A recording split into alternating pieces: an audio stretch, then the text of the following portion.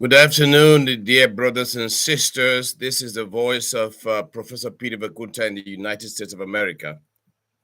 I want to start this video by apologizing to my folks back at home. I'd actually thought of producing this video in my mother tongue, which is Loh Meukoh, but unfortunately, it looks like I had to take into account the fact that some people in my village, there's some kids who are born in the diaspora and who do not speak my mother tongue properly. And so, taking into account that fact, I've decided to produce this video in English. Okay. So I want to get started because the theme that I really want to talk about today is a theme that has some weight. Excuse me. It's a theme that has some weight, and I want to get started right away. Um, the theme that I have today for you folks is titled Meukoh, Are We a Village That Self-Destructs? And I'm talking about this theme because somebody may listening to me may want to question, but who are you, sir, to talk about the village called Loh Meukoh? Well, I want to start, ladies and gentlemen, by giving you a little background to who I am. I am a son of the soil. I was born in Tulok Quarter to a family called the Vakunta family. My late father was Bobo Vakunta, and he was one of the dignitaries in my village. He in our mother tongue we call my father.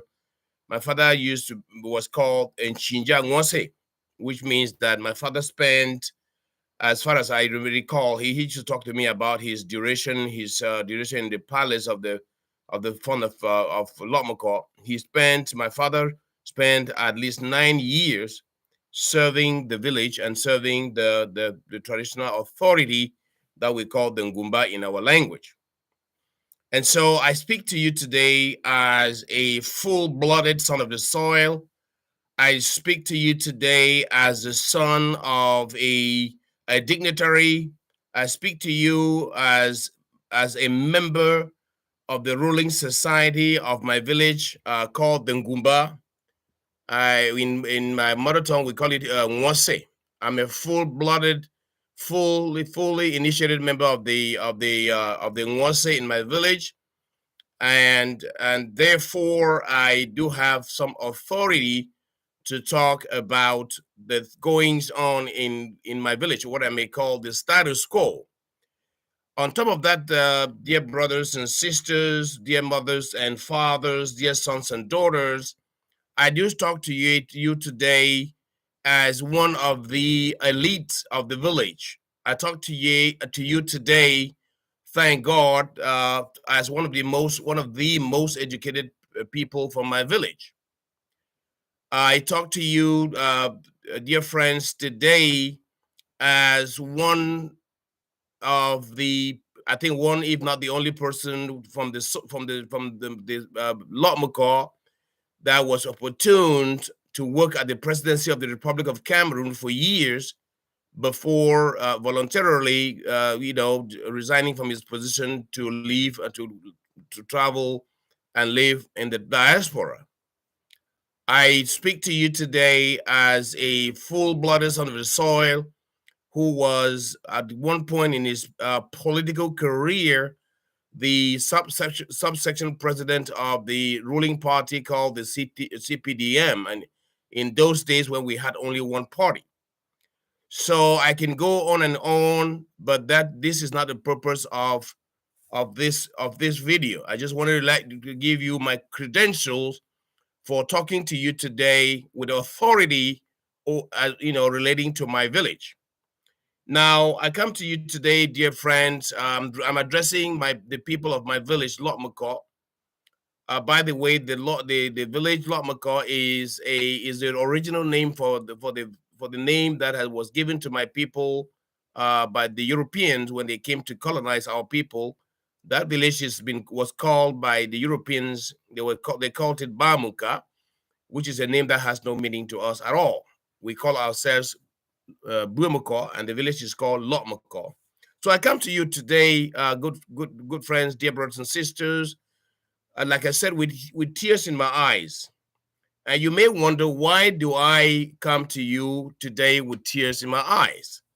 Well, I come to you today with tears in my eyes because when I look around today, when I talk to people back in my village, it would appear that the village that I left behind as a young man is no longer the village that I left behind. It is being hijacked by some forces. You can call them whatever name you want to call, but this land is no longer the land that I left behind many years ago. We are currently living through a civil war that I may call a war of attrition. And this war has been utilized by my own people to hunt down and to molest and to kill and to destroy things that were normally supposed to be preserved for posterity. That is our children, our young children. And so this is the status quo. This is the dilemma and the background against which I come to talk to you today. There is, as I mentioned earlier, there is a civil war. There's a civil strife that is ongoing, and like I said, most of my people have been displaced, and there is complete mutual self-destruction in my village. So that is the first thing. I will be giving you some kinds of suggestions on how we can resolve this matter, this civil war that is going on in Cameroon. But the second thing I want to say, good friends, I'm addressing my people, the people of Loh Meukoh here, is that we are suffering from a syndrome that I call mutual hatred. The Meukoh person, unfortunately, they do not, I wouldn't say they hate each other, but they do not quite know how to work in collaboration with one another. If you're an extremist, you may call it mutual hatred, but I won't go that far because, in my community, we still have people who help one another.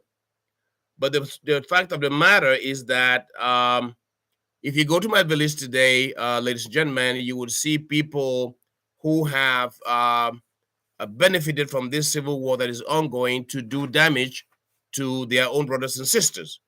You have people who have displayed their hatred for one another by spy on each other. You have people who have nursed hatred for over the years over their own brothers and sisters, and this war that is going on in Cameroon has been utilized by these dark-minded people to take vengeance on the people that they don't like. For example, you would see that people that would go around and show your homes to either the military, which has been sent to our village from the headquarters in Yaoundé. They are our own very people that will go around and show your compound if you happen to not agree with the central government in Yaoundé. It is our own very people that will go around and show your house or your property to our boys who are fighting in the bushes. And so, my good friends, ladies and gentlemen, dear friends of Loh Meukoh, sons and daughters of Loh Meukoh, we cannot continue to nurse this type of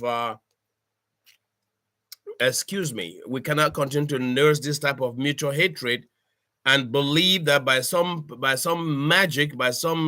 waving some magic wand, our village is going to just surprisingly develop. Whatever harm you do to your people, you're doing it indirectly to yourself because you are a son of the soil or a daughter of the soil. And so that's the one thing, dear friends. I've spoken about the civil war. That is a war of attrition. I've spoken about the mutual hatred that is very evident, based on what is going on today in the village of Loh Meukoh, as evidenced by some of the destruction that is going on there at this point in time.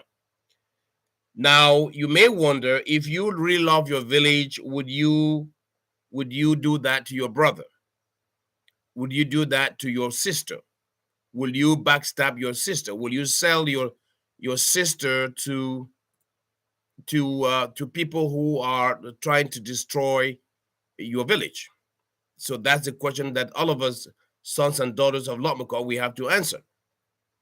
Another proof, ladies and gentlemen, dear brothers and sisters of the village of Loh Meukoh, is that another proof that we do not really love our village is the fact that we are now dealing currently with a group of people that we intellectuals, we in particular, myself, that I would like to describe as the Meukoh Mafia. And who are these Meukoh Mafia? The Meukoh Mafia are a group of people who have decided to sell the land of the people, the land that belongs to the Ngumba, the society, the land that belongs to the quarters, the land that belongs sometimes even to the fund. We have people in our village that have no right at all, no title at all to sell land, but who have constituted themselves into a cabal, what I may call a cabal or a mafia, to dispossess the people of my village of their land. As we talk today, the majority or the majority of a piece of land that traditionally belonged to the Ngumba or the villages, the villages, even areas that are supposed to be sacred areas, areas where rituals are performed, occasionally on a yearly basis, or sometimes on a biannual basis, have been sold to foreigners. And like I said in one of my talk, where you sell your land to foreigners, you lose your identity. This is a universal phenomenon, and I've used cases like the Chinatowns that we have all over the world to prove to the people of Loh Meukoh that as soon as you sell your land to foreigners, you've sold your right to land ownership. You've sold your own very identity, and you've sold your own very soul. So that is the tragic event that we're living in my village today. And this group that we call the Bamunka Mafia, or the Meukoh Mafia, is actually constituted of the chairman of the traditional council of Loh Meukoh, is constituted of the village, the quarter heads of Loh Meukoh. It's constituted by some people who call themselves associates of the fund of Loh Meukoh. I'm referring to people like some of the lay funds, and who are supposed to be helping the fund to make sure that the land is protected. But on the contrary, and sadly enough, these same people who are supposed to be custodians and close associates of the fund, they are involved in a lot of land scale scams that is gradually but surely, destroying our village. And if you are a full-blooded son of the soil, like I am, you cannot just sit there idly and see the land that our fathers and forefathers protected and fought for being auctioned by youngsters who have no regard and no love for the village. And so that is one thing that I want to underscore today, that one of the cancers that is destroying my village, Loh Meukoh, is the fact that we have a bunch of dishonest sons of the soil. I've not heard about women who are involved in this land hijack. Most of the names that have come to me as an elite of the soil are mostly men, and we know them one by one. We also have one other canker that is destroying my village, and I want to talk about this very seriously, is the fact that I believe, and anybody who has a contrary opinion is free to listen to this video and to make comments. We do have, my people are suffering from what I call an inferiority complex. And what do I mean by that? Anybody who suffers from inferiority complex is somebody who believes that he's incapable of doing whatever God ordained him to do by giving him some skills.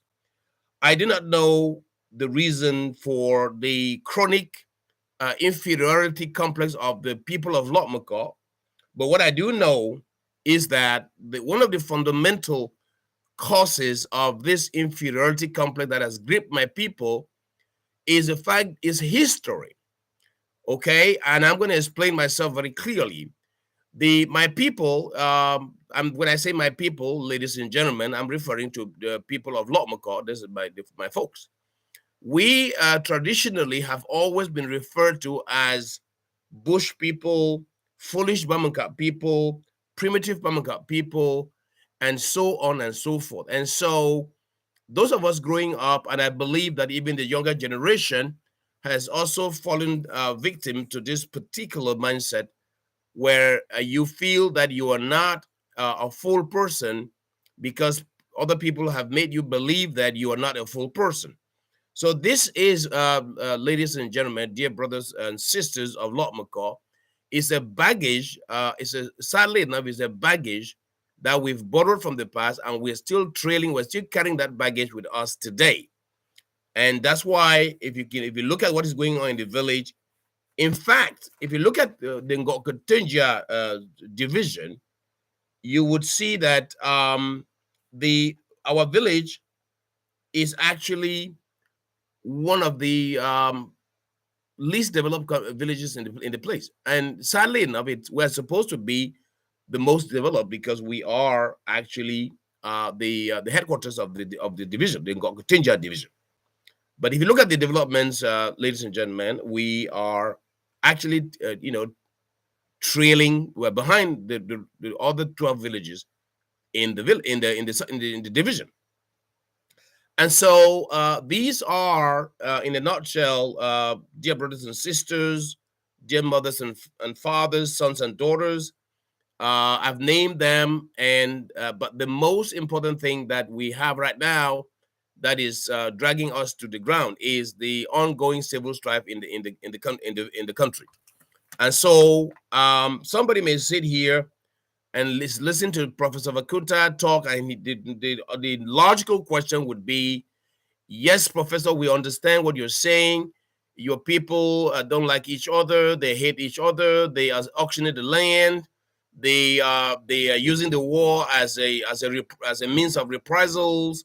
So what is the way forward? And that's an excellent question. Somebody once said that talk is cheap. But I want to assure you, ladies and gentlemen, that my talk is not cheap. Before I open my mouth and say something, I know exactly, I weigh my words, and I know exactly what I'm talking about. So after having exposed some of these dilemmas, some of these ailments, and some of what I called our internal cancers, what is the way forward? My way forward, ladies and gentlemen, dear brothers and sisters of the village of Loh Meukoh, is that we need to sit down and take stock of what has happened during this war era. The civil war that started in Cameroon, that is ongoing in Cameroon, started, I believe, if I'm not making mistakes, started in 2017. And we are in 2023 today. So we're talking a civil war that has been ongoing now for about six years. I beg your pardon. And at a given point, our schools, in the northwest and southwest regions, were completely come to a standstill. Thank God we've gone over that particular stage in our struggle, and our children can now go to school. Now, so my way forward, my proposed solutions to this conundrum is: one, we need to use all means necessary to bring an end to the civil war that is ongoing in Cameroon. Okay, we need to stop the war. We need to come down to the negotiating table. I know somebody will sit there and say, well, but Professor Vakunta, this is easier said than done. And I would answer by saying it is not easier said than done. It is feasible. Our voices, that is the term that we now use to refer to our youngsters who are in the bushes. Our voices, we come from our own families. We know them. If you go to every quarterhead in Loh Meukoh and you ask him who are the voices in quotes that are in the bushes, impeding a civilization, impeding development in a village. I can guarantee you, ladies and gentlemen, that every quarterhead has a list, knows those voices by name, by family. So my solution to you folks today is that we need to use the quarterheads. We need to ask the quarterheads to establish a name of the children, our voices who are in the bushes, involve their parents, and let the quarterheads confer together with the Ngumba of Loh Meukoh plus the fund to make sure that we call our voices together, and we let them know that this civil war that is going on in Cameroon is not the civil war of Loh Meukoh alone. And we need to make our voices understand that regardless of what is going on today, other villages in the Ngokotinja division is carrying on their projects, their developmental projects. Our voices need to know that Loh Meukoh is the greatest loser in this civil war, and this has to be done. I'm giving you solutions, dear brothers and sisters. If you're an intelligent person, when you highlight a problem, you need to be able to propose a solution. And I'm proposing my solution that there needs to be an end to the civil war, and we need to do that tactfully and diplomatically. And how do we do that tactfully and diplomatically? We can do that by touching base with the fund of Bamunka. We can do that by requesting the fund of Loh Meukoh. I'm sorry, I said again Bamunka. That's a foreign name. The fund of Meukoh. We need to talk base with our power, and we need to ask our power to go and talk with the to confer with our supreme leader, the Nwase of Loh Meukoh, and see that we involve the parents of our voices who are in the bushes, preventing us from developing. There should be a dialogue that involves the Ngumba, the Meukoh, the parents of our voices, and the voices themselves. So that's my solution number one. Solution number two, that as it concerns the retrieval of our land, of our stolen land. As I said before, every person from Loh Meukoh knows the people that constitute what we in this group have called the Meukoh Mafia. We know them. We know them one by one. We know the role of the chairman of the Traditional Council. We know the chair of the quarterheads as far as land ownership and land protection is concerned. We know the role of the fund. We know the role of the Bamunka, not the Bamunka. My apologies. I shouldn't be calling it Bamunka. The Meukoh Development Association. We know the role of the president. So these are the people that we need to be talking to. We happen to be lucky to have a son of the soil who is the current mayor, Dr. Daniel Tor. He should be part of this discussion that we would need to have as soon as possible to make sure that we retrieve our land that has been illegally sold to foreigners. So that's something that we could do by using administrative processes. We can even resort to legal processes if need be. All right. So that's my solution number two. Solution number three, we need, once we've identified these solutions, or once we've utilized these solutions, ladies and gentlemen, dear brothers and sisters of Loh Meukoh, we need to come to a point where we can very safely convene a meeting, maybe in the palace of Meukoh, and we talk like brothers and sisters, and we do what we call the Truth and Reconciliation Commission, or the Truth and Reconciliation Reunion. If you guys who are listening to me do not know what that is all about, you can think of South Africa. When Nelson Mandela was released out of prison after spending 27 years in prison, and he became the president in 1994, the South Africans convened what we call the Truth and Reconciliation Commission. And what was the purpose of this Truth and Reconciliation Commission? Was to make sure that people told the truth, what they did, the harm they did to the country, and be apologetic and there should be forgiveness, and we should forgive and forget.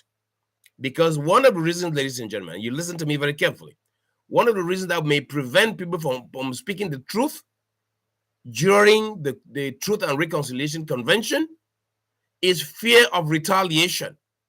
If I know that I'm going to go and say, well, I stole this land and sold to the people of Bobomu, or I took Ngokotenja and sold it to the people of Bamising, and all that, and I know that by saying that you're going to prosecute me, and you make me pay or throw me in prison, I am not going to be honest. So, brothers and sisters, my solution, that's solution number 3, is that when everything is said and done, and we are able to retrieve our land, there should be a meeting in the palace of the font of Loh Meukoh, where everybody will come and confess and apologize, and we should forgive and forget and move on. Solution number 4, ladies and gentlemen, the Loh Meukoh, we need to teach our children from day one love of the motherland. It is called in big English civic responsibility. If you know civic responsibility, the concept of civic responsibility goes with patriotism. If you're a patriot, you cannot commit treason against your country. If you're a patriot, you cannot commit crimes against your country. If you're a patriot, you cannot steal from your government coffers. And so that's the kind of education, ladies and gentlemen, that we need to cultivate in our children from day one. I was joking somewhere in the United States. I was joking somewhere, and some people were very surprised. I said, it seems to me in my country, Cameroon, it seems to me children are born thieves. And somebody said to me, Professor Vakunta, why do you say that? I said that because if you go to Cameroon, it is hard for you. Looking for an honest person is like looking for a needle in a haystack. It's difficult. And I told them that if a child who is born with stolen money will grow up with a gene of stealing in his blood. And they were very astonished. Anyways, back to the idea of the love for motherland. We need to love our motherland. And this is education that we need to give to our children from day one when they are born. In my village, Loh Meukoh, the common saying is La Bumeko, Wumeko Kulinfe. I'm going to translate. Beware of the Bamunka person. Beware of your country, of your village people. They don't like each other. They hate each other. Now that is the language that most of us heard from our parents when we're growing up. Now you tell me, ladies and gentlemen, dear viewers who are watching this video, when you hear this language from your father and your mother, your uncle and your auntie and everybody telling you, beware of your own country or your own village person. They are dangerous. They are backstabbers. They can kill you without blinking. What do you think a child growing up will turn out to be? He's going to turn out to be a village hater. And we're seeing that today in the actions of the Bamunka mafia. We're seeing that in the actions of many other people, the quarterheads who are selling land that doesn't belong to them, and so on and so forth. So that is the genesis, ladies and gentlemen. This is the genesis of the problem, of the cancer that has gripped the people of Loh Meukoh. Last but not the least, I appeal to my people to prioritize prayers. A people that worship God are people that are saved. Are people that do not know God as the servants of Satan. And so, dear brothers and sisters, I don't care what God you worship. I really don't care. You understand what I'm saying? If you can worship Muhammad, please, if you're Islam, your religion is Islam, Muhammad preached peace. If your religion is Christianity, Jesus Christ was the Prince of Peace. If you worship trees and bananas and plantains, those gods, those deities were deities of peace. So, ladies and gentlemen, do not misconstrue me. I'm not here to preach Christianity. I'm a full-blooded Christian, but I'm not here to preach Christianity. What I'm saying that if you are a Hinduist, if you are a Buddhist, if you are a Christian, if you are an Islamic person, all these religions, the first criterion, the first precept is love of yourself and love of one another. Love for one another.